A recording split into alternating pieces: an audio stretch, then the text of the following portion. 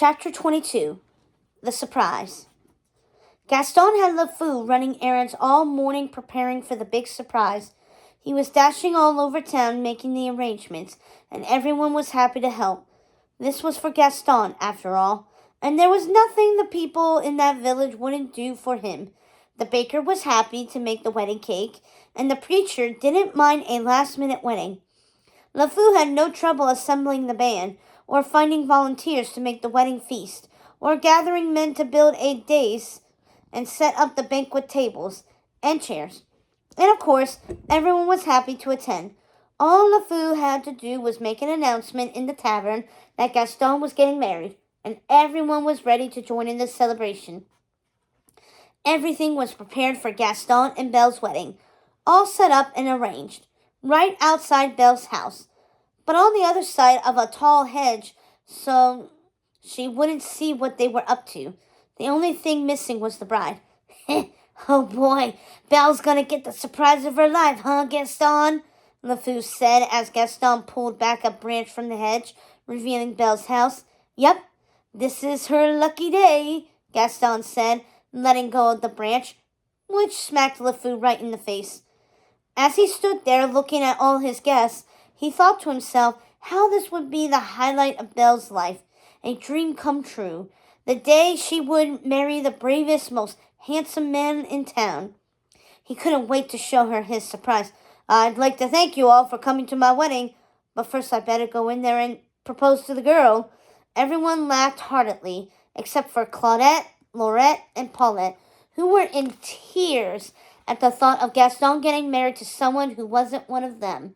Gaston supposed there wasn't a woman in town who didn't wish she could marry him, and Belle would no doubt feel honored he chose her. This was going to be a snap. Now you, LeFou, when Belle and I come out that door. But LeFou didn't let Gaston finish. Oh, I know, I struck up the band. He was so excited to show Gaston he had it all under control, he started directing the band to play at once. Gaston rolled his eyes. Clearly the band had been in the tavern when LeFou found them. No matter, everything would be perfect as long as LeFou didn't mess it up. Not yet! Gaston slammed the tuba on the fool's head. What a dolt LeFou could be sometimes. No matter, the time was at hand. He knocked on the door and waited for Belle to answer. It felt like he was standing on the front steps for ages. What was she doing in there? What was taking so long? How long must he wait to marry this girl? It was maddening. What's wrong with you, man? Calm down, he told himself.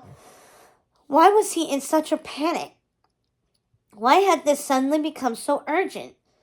When she finally opened the door, she was wearing the same blue dress and white apron she had been wearing earlier. No matter, she was beautiful, whatever she wore. She would make the perfect bride. His bride, the luckiest bride in the world. Gaston! What a pleasant surprise! Gaston let himself into the house and struck one of his best poses, putting his hands on his belt to show off his fancy new outfit. There was no way she could resist him in his new gold waistcoat and long red coat. He couldn't remember ever feeling more handsome than he did that day, which was quite the thing, since he always felt handsome. Isn't it, though? I'm just full of surprises. You know, Belle, there's not a girl in town who wouldn't love to be in your shoes. This is the day, he said, getting distracted by his own reflection in a mirror and taking a moment to admire it. Yep, he was more handsome than ever. No doubt about it. This is the day your dreams come true, and he meant it. He believed it. He felt it in his very core. What do you know about my dreams, Gaston? Plenty. Here, picture this. He plopped into a chair and slammed his mud-covered boots on Belle's book, which was sitting open on the table. He could get used to this, he thought, and he kicked off his boots, revealing his threadbare, whole Latin socks. It felt good to take his boots off, to wiggle his toes and imagine his future life with Belle. A rustic hunting lodge, my latest kill roasting on the fire, and my little wife massaging my feet. while the little ones played with the dogs.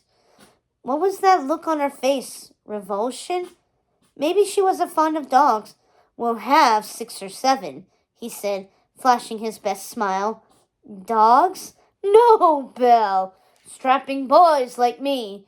Imagine that.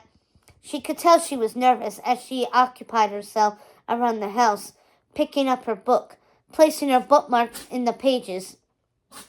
Bless you, and putting the book back on the shelf. Was she so overcome by his proposal and the life he had planned for them? She didn't know what to say, or did she not understand? And here he thought Belle was smart. And do you know who that wife will be? Let me think, she said, pretending she didn't know it was her. Or was she pretending? Was she just playing hard to get? Or did she truly not understand? He had a feeling she was teasing him. Well, he'd had enough of these games. He couldn't have been clearer. Perhaps it was time to be more direct. You, Belle! He moved in close and cornered her, but she quickly ducked out from under his arm and made her way to the other end of the room. Playing hard to get was one thing, but this was going too far. Everyone knew she was going to marry him. Everyone, it seemed, except for her. Gaston, I'm speechless.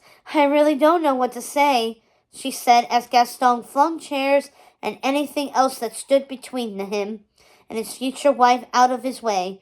Then at last he reached her.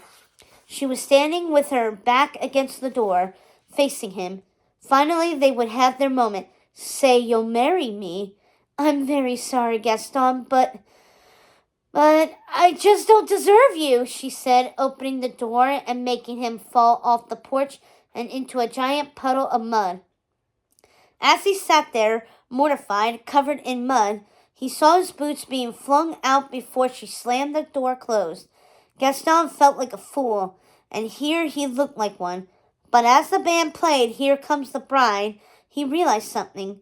She hadn't turned him down. Not really. She simply didn't believe she deserved him. And while that was most likely true, it didn't matter. He wanted her. Heck, he could have anyone he wanted, but he wanted Belle, although he wasn't even sure why. So how was he going to prove to her she was worthy? How would he be able to allay her fears that she didn't deserve him? And what woman didn't like a surprise wedding anyway? And to the most handsome man in town? Was she so addled as her father?